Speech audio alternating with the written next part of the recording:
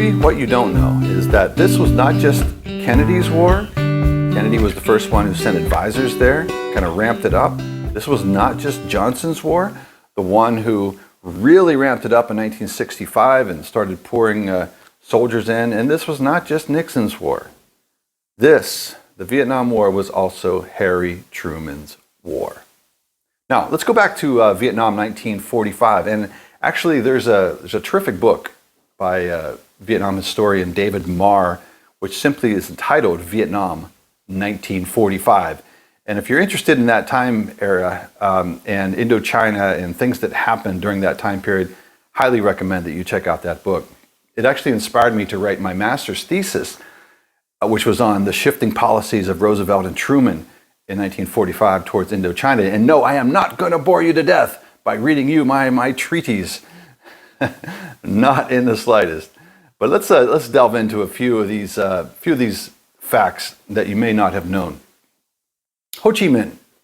Ho Chi Minh, of course, was the revolutionary leader of Vietnam. Today he's known as Uncle Ho. He is the founder of modern day Vietnam. We'll talk a lot about him in the following episodes and things. Vietnam, Ho Chi Minh was a pragmatist. Now, I had a Vietnamese teacher. His name was Tay Khoi when I was living in Vietnam, and this was after I studied language for well over a year, and I was pretty fluent with the language. And Tay Khoi was this brilliant man who just knew everything about Vietnamese culture and language and history and everything. And I came to find out that his father was a contemporary of Ho Chi Minh in 1945. And his father was actually the education secretary in Ho Chi Minh's first cabinet. Now, this man is not a communist. His father was not a communist. This Ho Chi Minh had put together this coalition, this broad democratic coalition, to appeal to a lot of different Vietnamese factions in order to bring unity against the French in hoping to establish independence. And so when you think Ho Chi Minh, you might think communist, communist, communist. And yes, he was one, but he was much more of a pragmatist. And then where there is a pragmatist, oftentimes there's a useful tool for the advanced spy system of the United States. Now, in 1945, there was no CIA, but there was what was called the Office of Strategic Services, the OSS, which was the precursor to the CIA. And there's a little, north of Hanoi, there's a small little village called Tan Chau. And that was the secret home of the Viet Minh, those who were fighting against the Japanese during World War II, especially the end part of World War II.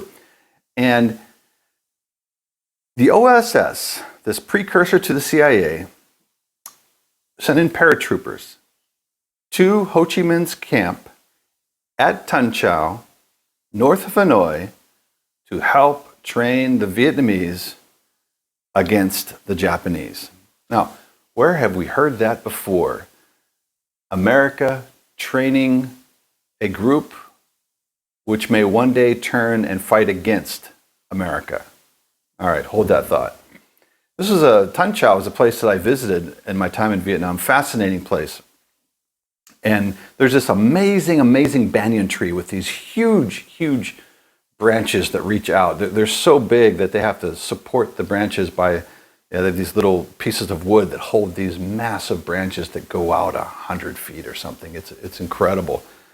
And it was that same old banyan tree in 1945 where these American soldiers were meeting up with Ho Chi Minh and General Giap and all of the leaders of the Viet Minh, and they were training them. How did this happen? Oh, it's a fascinating story I'd like to briefly tell you. During those times, at the tail end of World War II, there were a lot of American, air patrols over northern part of Vietnam.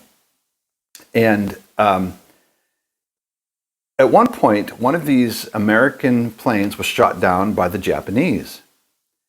And the pilot survived, he parachuted out, and the Viet Minh, the Ho Chi Minh's group, found him, and Ho Chi Minh personally walked this pilot back whole way north across the Chinese border into American headquarters in southern China. So that's how they got this connection. So Ho Chi Minh met the commander up there, and he even asked for his autograph. It was all this really fascinating stuff. And so the OSS, this spy group, said, "Hey, could we use these folks?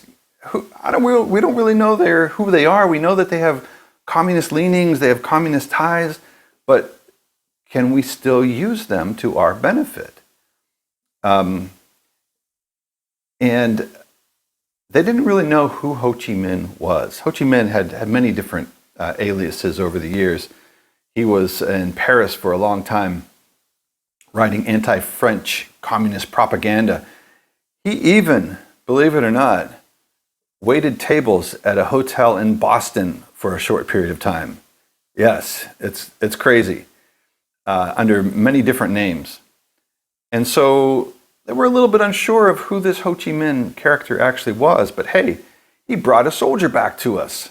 So they're fighting against the Japanese. We're fighting against the Japanese. Can we use them? All right, so that's when they parachuted into Tan Chau.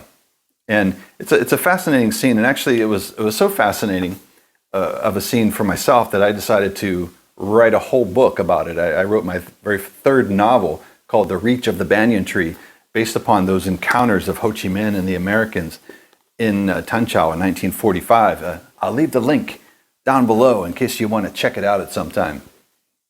And so we have this scene. Let's set the scene again. It's the summer of 1945.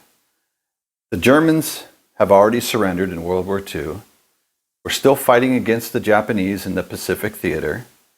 Indochina is up in the air. Indochina consists of 5 different places, 3 of them in what we know as Vietnam today.